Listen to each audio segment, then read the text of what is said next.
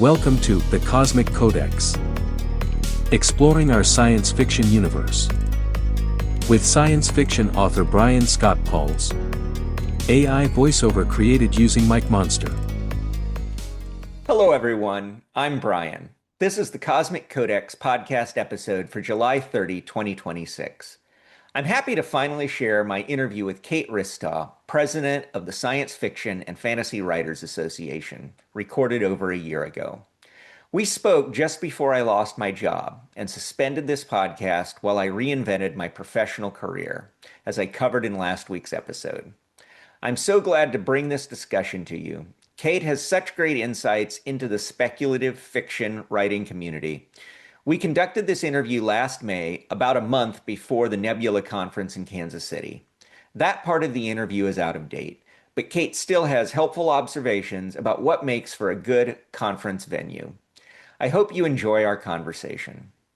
Also, please remember, Cloudacy, my consulting business providing fractional chief technology officer services, is now a sponsor of this podcast.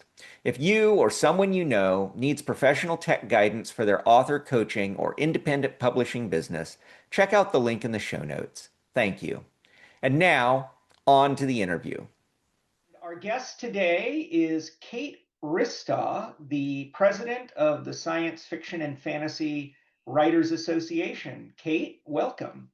Hello, great to talk with you today. Well, it's great to have you, and I've really been looking forward to this interview. To start out with, if you could tell us, what is the Science Fiction and Fantasy Writers Association? Yeah, so the Science Fiction and Fantasy Writers Association has been around since 1965, and it's an organization that both helps writers on their writer journey as they're publishing, as they're creating, as they're bringing their work out into the world. But then we also support and advocate and defend the speculative fiction genre. So you'll see us making moves towards supporting good contracts or showing writers like what's the best way to get their work out into the industry. So it's definitely an organization that was built on membership and focused on the members and is now moving out and supporting like the larger science fiction and fantasy genre community. So all the members are writers, correct? Yeah, so they're all writers and creators, and it was interesting. When we first started before we had this big kind of new media shift that's happened over the last 10 to 20 years. So we started out with short stories and novels, and then started adding in novellas and novelettes and all these different forms of story. And then now you're starting to see movies, graphic novels, comics. We'll also have in the next year eligible now for the Nebula Awards is poetry in this upcoming year. So. Very good. So you focus on science fiction and fantasy. Is horror included? Yeah, so horror is included under that like speculative fiction kind of genre umbrella. One of our pieces that's nominated, one of the works nominated this year under novel is John Wiswell's new book, and Someone You Can Build a Nest In. And that one, it definitely straddles this line between horror and speculative fiction, sci-fi fantasy. And, there was a discussion for a while about, what term we should use in terms of sci-fi fantasy or speculative fiction. And I think speculative fiction has a little bit of a bigger umbrella, but we definitely on the SIFWA side bring in sci-fi fantasy writers and horror writers, and we also bring in like the romantasy writers that are kind of straddling that line between romance and sci-fi fantasy as well too.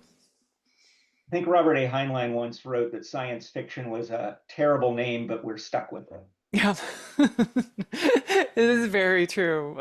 We're constantly abbreviating things and then unabbreviating them. So, we have SFF and then we go to SFF FA, Things change and stay the same. So,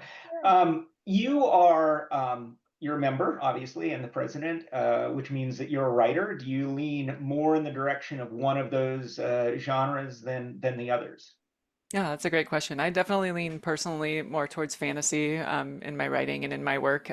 My background is I'm a folklorist, so I've studied mythology and stories and kind of the reason why different stories resonate over time throughout history and throughout different cultures. And my the way that I kind of came into SIFWA was actually around in 2020.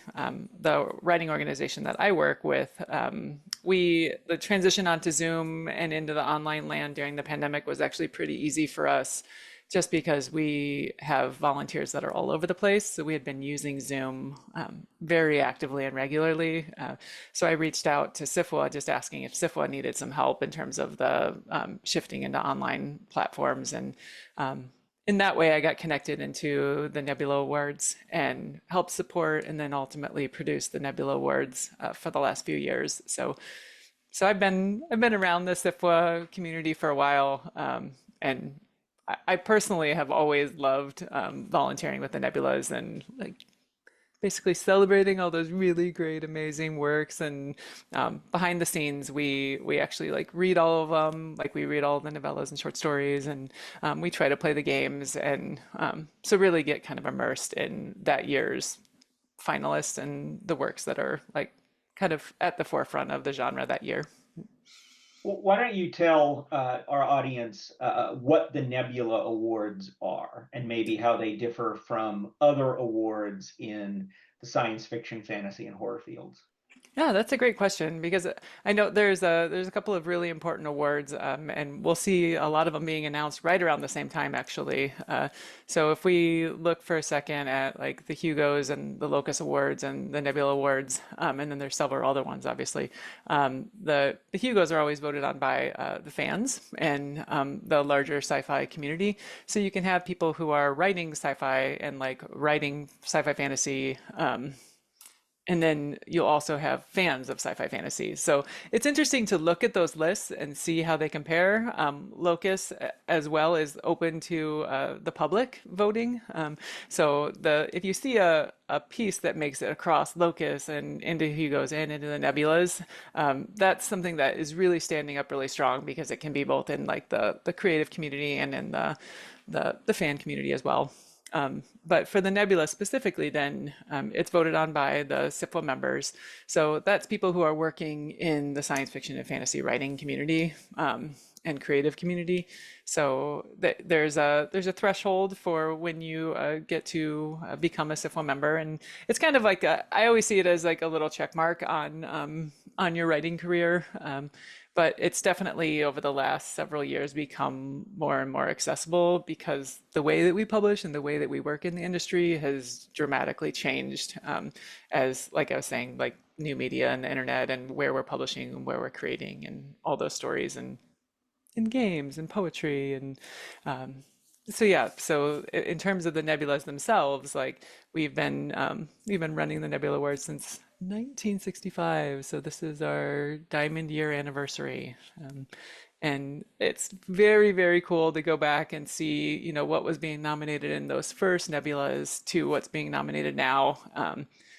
And I personally think, having read a lot of those nebula stories and played a lot of those games, I played way too much Baldur's Gate, not going to talk about it.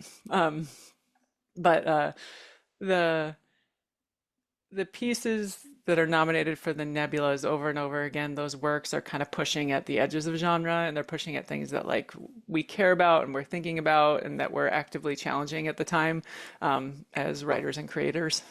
So I always, some of them just make you feel uncomfortable because there's something that like is already hard for you to deal with and that you're trying to imagine and recreate and rethink. So that's the thing that I love about the nebulas.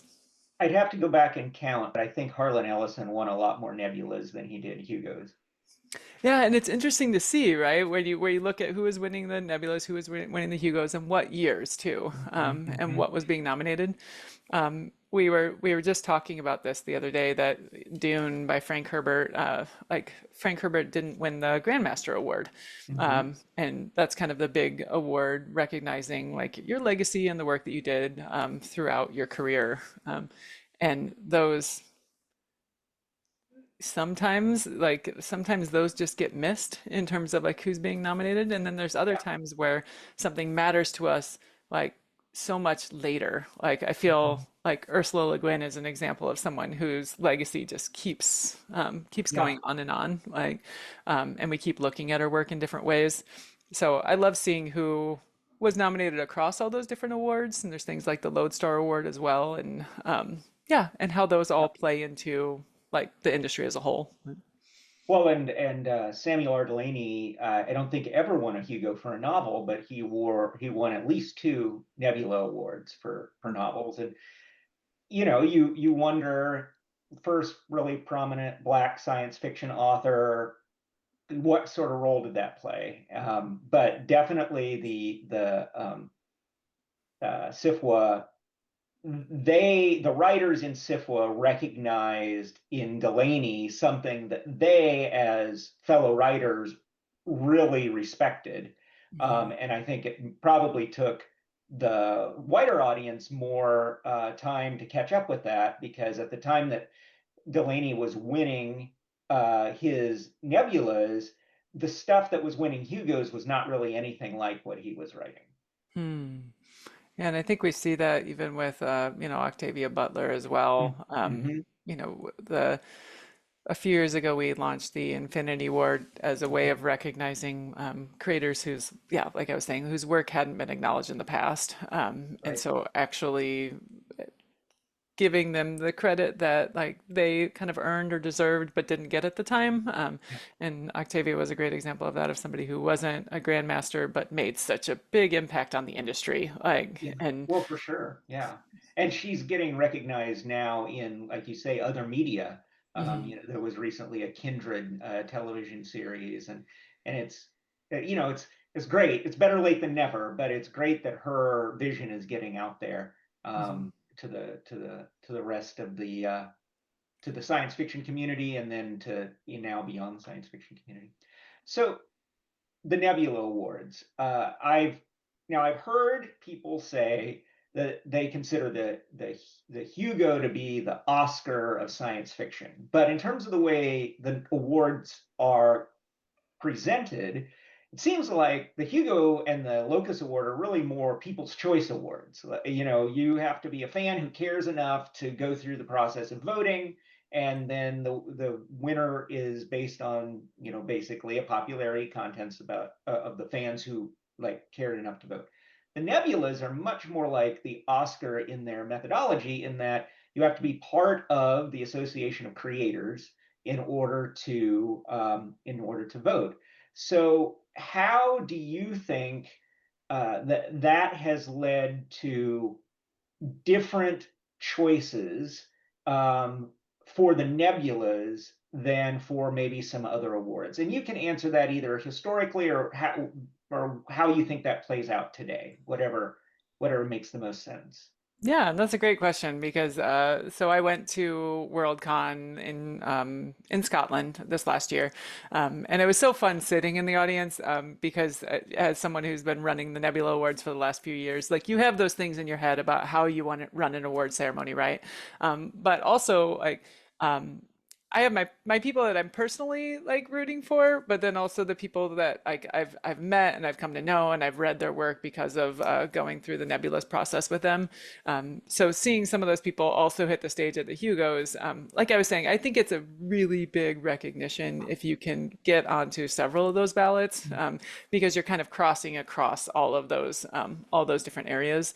And we do tend to see a lot more groundbreaking work happening on the Nebula side, but also a lot of groundbreaking social work and the pushing the boundaries of our expectations of what sci-fi fantasy should be. I think we see a lot of that in the Nebulas. And then there'll be those books that like kind of destroy across every single award category, and you know them when you read them. And but yeah, I would say my one of my favorite things is seeing some of those people nominated like across those awards. And also having read several of those books when I was at Worldcon, watching people take the stage and go like, "We saw them at the Nebulas," like, and we're excited to celebrate them that way too. So yeah, I think Some there's definitely. some community-minded individual has built a Goodreads list of the Triple Crown winners, the Hugo, the Locust, and the Nebula, and I reference that list a lot. I I try to be a little bit, well, actually, very selective about what I buy in paper these days, just because you get to be old enough and you've just moved too many boxes of books from house to house to house. But I've really, one of the things I do have my sights to set on is collecting all of those that have won all three of those, because I do agree that that does speak to a level of quality and cuts across kind of the popularity aspect of it, because it's like, Mhm. well, if the writers and a couple of groups of fans all thought this was a great, novel, doesn't guarantee I'm going to like it, but there's probably a pretty good chance that I'll at least see something worthwhile in it. So, Yeah, yeah, that there's something that drew everybody in and had them thinking or right. wanting that work to get some attention. Right. So the Nebulas is, it's not just an award ceremony, although there is that, but it is a conference. Can you tell Mhm. us what people who participate in the Nebula conference would experience and the different ways in which science fiction readers and fantasy and horror readers can participate? Yeah, and I would say also, so I come to this as the president of the Science Fiction and Fantasy Writers, but I also, like I was saying, I'm the executive director of a writing nonprofit myself. So when I look at conferences, I'm often like making recommendations of conferences for writers about like what would be a good choice for you, like where are you at in your path, and like what would kind of help you build your career or make those connections that you need. Like, and I think the Nebulas in particular, it's an entire professional development conference weekend. So from the start on Thursday to going home on Sunday. There's workshops and panels, and there's things that are very industry focused. So that idea that maybe you've already published your first short story or you have written several novels, there's kind of a place for everyone there. But it's also a place where if you're brand new, like you can still step in and learn a lot. But that content is like really rich and deep and is meant to like challenge and further your career. So very intentionally focused on professional workshops. And this year in particular, we have made a switch to having some of those workshops as well as panels. So in the panels, we get to see industry professionals alongside finalists and other authors and even like, past SIFWA presidents. So we have all of these people who are coming in with a lot of knowledge about how the industry both has worked and like how they see it working into the future. And then workshops that are focused on actual like in-depth focused yeah, support for your writing career or support for where you're at in the publishing industry too. So that in that way, I think that's kind of what makes the Nebulas shine a little bit different in terms of I go to lots of sci-fi fantasy conventions, and I personally also go to a lot of writer conferences since I'm in that zone as well. And I think that's kind of the difference with the Nebula conference that happens around the Nebula Awards is like, yeah, you can get that extra help to build out your writing career and to build out your creative career. Where is the conference taking place in Kansas City? It is in Kansas City at oh man, this is that thing that I should have off the top of my head, right? Hold on. I've literally been there, the Marriott Country Club. Yes, So, yes. so that's the funny part is, can I tell you that? So I got to go and tour in the Marriott Country Club, and go around Kansas City. What was that late February? And so yeah, it was like it's great. The hotel has a kind of like when you first come in, it's a little bit smaller as you come in, and then as you go upstairs, it just expands out into like lots of ballrooms and workshop rooms and panel rooms and places to kind of gather and network and chat and talk. So Well, and Codex readers, viewers, listeners will know that I'm from Kansas City, and the Marriott is just on the Country Club Plaza. So if you need a break, the Plaza is a great place to go and grab a snack or just walk around and window shop. So yeah, there's so many restaurants and shops and I thought that was a great choice because when I saw it was going to be in Kansas City, I was sure it was going to be at the downtown Marriott. But the plaza is such a more welcoming place for pedestrians. That was a really good choice. Yeah, and that was the thing that I loved about the country club in particular is, we looked at a lot of different hotels and then going in and yeah, just that it has like this inviting atmosphere. There's a little coffee shop where people can hang out and talk. There's a bar. But then as you go upstairs, that's where a majority of the conference is going to take place. And so you know that if you see anyone on that second floor, like they're pretty much just with the Nebula Awards, like with the conference that weekend.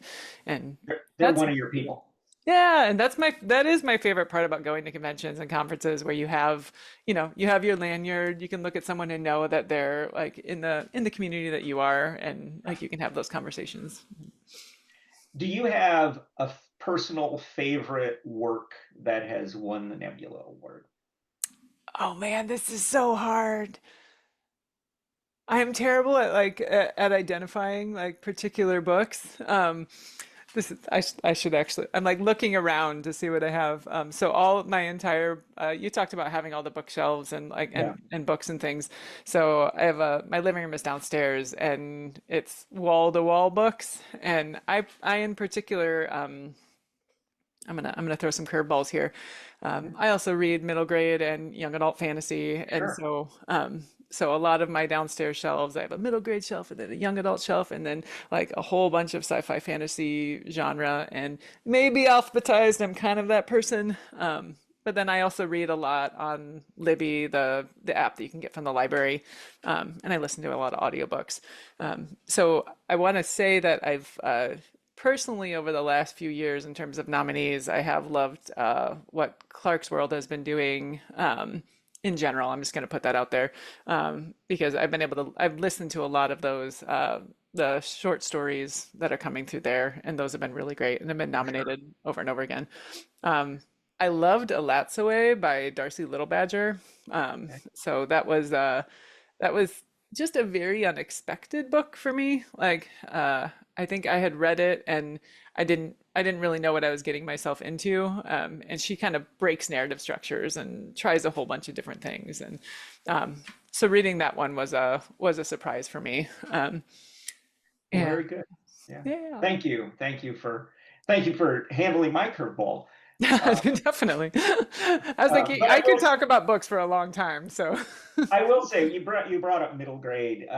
One of my, I mean, I think my favorite award that you give out at the Nebulas is the Andre Norton Award for middle grade and young adult fiction. yeah. I am from the generation that when I grew up, like the books that were in the library, in the public library, in the junior high library, a lot of Andre Norton books. Mm. And I'm ashamed but not alone to admit that I did not realize that Andre Norton was a woman until I got into junior high. And one of my nerdy know-it-all friends was like, I was like, well, I like on this book by Andre Norton. He's such a great writer. And he goes, she's a woman, right? And I'm like, I did not, like, mind blown.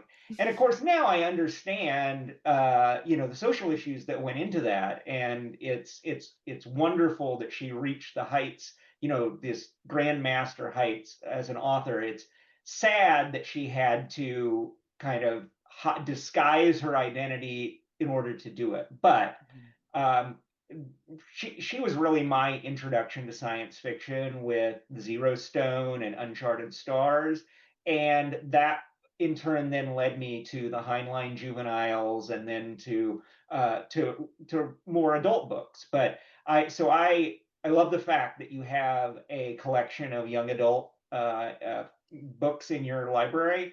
I've started one because I have a 6-year old, and so I'm like, I cannot guarantee that she will become a science fiction fan, but I'm going to do everything I possibly can until she says, Dad, read me something else.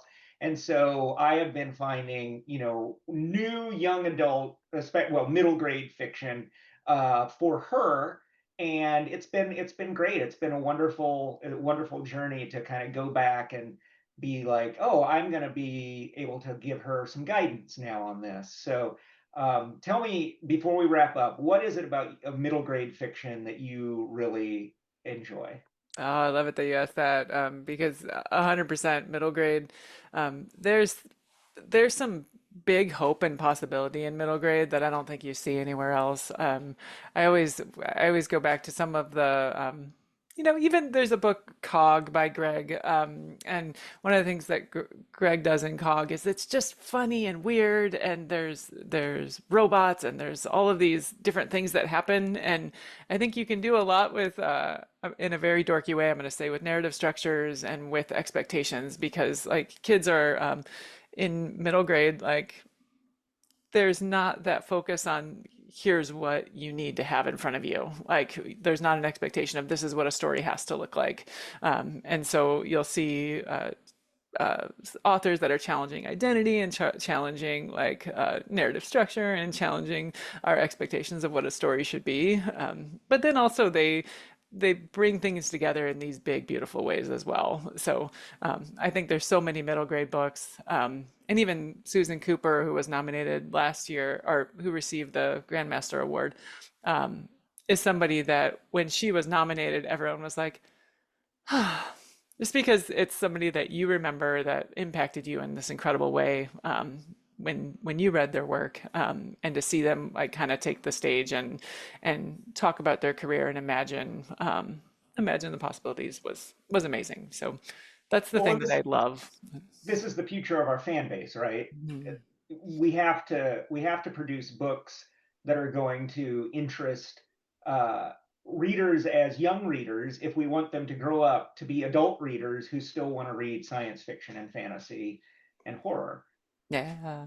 Yeah, and So next time we chat, I'll be downstairs, so then I have all the books that I can reference and I'll just start pulling them off the shelves. Like, it sounds good. And that does bring us to the end of our time. Actually ran a little bit over. Apologize for that, but I was having okay, too good a time asking you questions. me too. Thank you so much for taking the opportunity to come on and talk to us about the nebula. And I hope to see you there in June. In Kansas City. Have a good All one. right. Thank you. Thank you. Please share your thoughts about this episode by commenting online in the original article at thecosmiccodex.com. You can also find source links in the online text. Don't miss an article. Subscribe today to the Cosmic Codex email newsletter at thecosmiccodex.com. Thank you for listening.